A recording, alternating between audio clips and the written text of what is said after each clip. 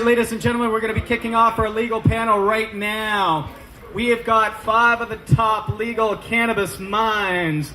Believe me, it's not a contradiction in statements here. These guys know what they're talking about. They've had great success in the courts, and they're here to tell you your rights and to defend your freedoms. So instead of doing introductions, this time I'm going to ask everyone to give a 30-second, and I'm going to hold you to it, 30-second introduction about what you're working on right now, where you've come in from today to be with us today, and then we'll kick it off and talk about the changes in law all over North America. Bill, why don't you start us off and let us know what's going on? Okay, I am a criminal defense lawyer in the Bay Area in California and practiced for about 25 years, specializing in cannabis and freedom cases.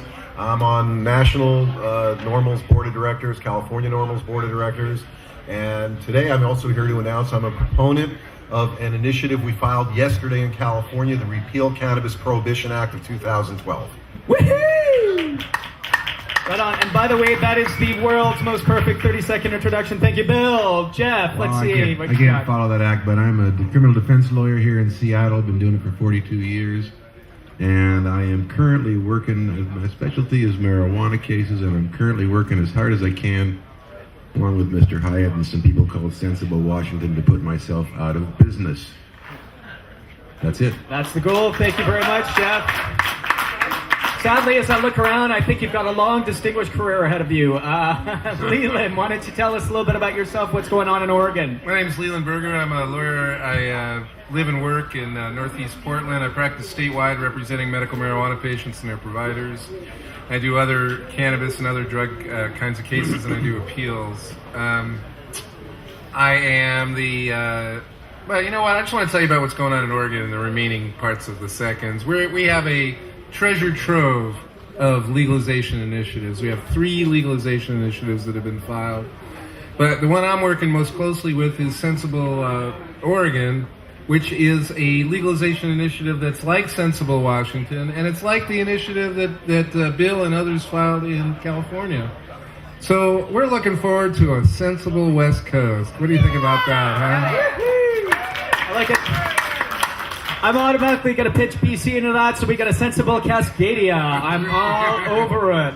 Thank you. You know, a lot of lawyers wear their pot affinity as stripes on their shirts. Leland's the only one I know who's still wearing the tie-dyes as his pot affinity. I love a lawyer in tie-dyes. Charlie, tell us a little bit more about what you're working on, man. It's good to see you again. Thank you. Yes, I too am a criminal defense attorney. However, I'm not for hire. I work for the Clallam Public Defender.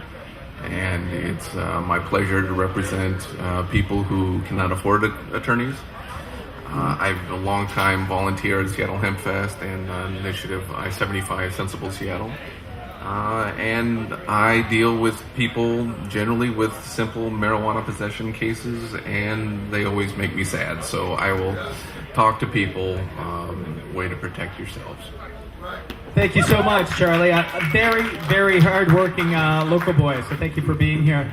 John Conroy, I'm going to say a few things because he's one of my favorite lawyers, one of my lawyers. He's down here from Canada, and so a fellow Canadian, and John's had amazing success fighting constitutional challenge against the federal government in Canada, and every year pretty much makes the trip down here to HempFest to be able to share what's going on here in Canada, because frankly our situations are more alike than they are different. John, tell us what's going on right now. Well, we're waiting for a decision from the Supreme Court of Canada on the supervised injection site, which of course deals with hard drugs, but there's going to be some ramifications, I think, there for cannabis as well, because we used the old cannabis case from 2003 that I was on to sort of shove it back at the court and force them to eat their words, so we'll see what happens.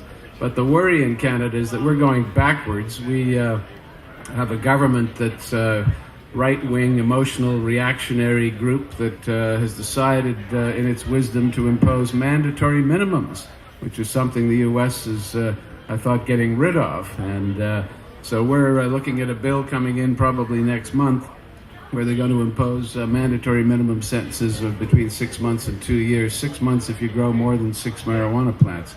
So we're going backwards, but sometimes things have to get worse in order to get better. And part of the problem in Canada over the last 20 or more years is that everybody thought marijuana was legal.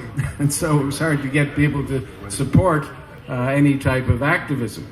Most of it's been in the medical marijuana area, and there's big changes about to occur in Canada on the medical marijuana area as well. But I'll maybe get some time to get into some of those details. I'm a criminal defense lawyer like the others. I've been at it for 40 years. I represented Rene Boger in the extradition down here and Michelle Rainey in the Emery Rainey Williams thing. So, and I do a lot of treaty transfers involving Canadians who are in custody in the States, trying to get them back to Canada. So those are my main areas. It's amazing how much longer a Canadian 30 seconds are than down here. It's because it's metric. It's the metric system. Exactly. We're in kilometers, you guys are in miles. You know, the thing that occurs to me in hearing all of you guys talk about your work is that we've probably got over 100 years of cumulative experience just up here alone in trying to fight cannabis laws. And yet we're still fighting cannabis laws, which is quite a frustration. So why don't we start back down the other end of the line. Bill, why don't you tell us a bit more detail what's going on in California? It's the Wild West down there. It seems like a push and pull system. You get a little bit of progress, you get some clampdowns. Dispensaries are being raided, but on the other hand, you know, cities like Oakland are trying to put in large-scale production facilities. What's going on? Well, I just want to preface that by saying I'm just sitting here realizing this whole country should thank cannabis, because cannabis really has taught 2 generations or 3 generations the metric system. Well,